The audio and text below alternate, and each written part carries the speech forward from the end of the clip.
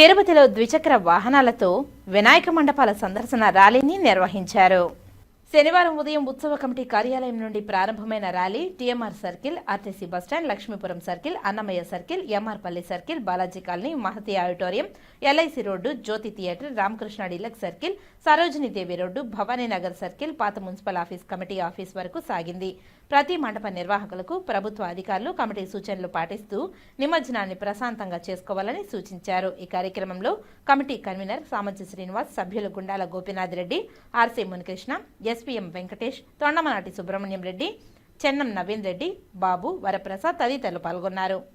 మన తిరుపతి ప్రజలు అంగరంగ వైభవంగా వినాయక చవితిని జరుపుకున్నాము. అదేవిధంగా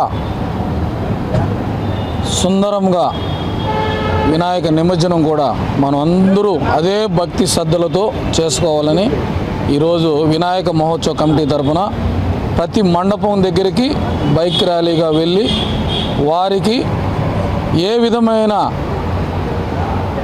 నిమజ్జనానికి ఏ విధమైన మేము చర్యలు చేపట్టాము. ప్రభుత్వ అధికారులు, మున్సిపాలిటీ, టుడా, పోలీసు, అలాగే టీటీడీ, ఫైరు, ప్రతి ఒక్కరు సమన్వయంతో, అలాగే వినాయక నిమజ్జన కమిటీ సమన్వయంతో ఈ పోలీసు వారు సూచించిన రూట్ మ్యాప్ కూడా ప్రతి మండపంలో మేము ఇచ్చాము.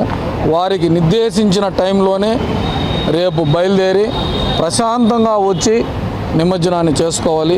నిమజ్జనం కూడా మున్సిపాలిటీ వారు బ్రహ్మాండంగా రెడీ చేశారు. వినాయక సాగర్లో మనందరూ దాన్ని సద్వినియోగం చేసుకుని వినాయక నిమజ్జనం కూడా ప్రశాంతంగా చేసుకుని మనమందరూ సుఖ సంతోషాలతో జీవించాలని ప్రతి ఒక్క కుటుంబ సభ్యులు ఈ వినాయక సాగర్కు వచ్చి ఈ నిమజ్జనాన్ని తిలకించాలి. ఇది చాలా మంచిది.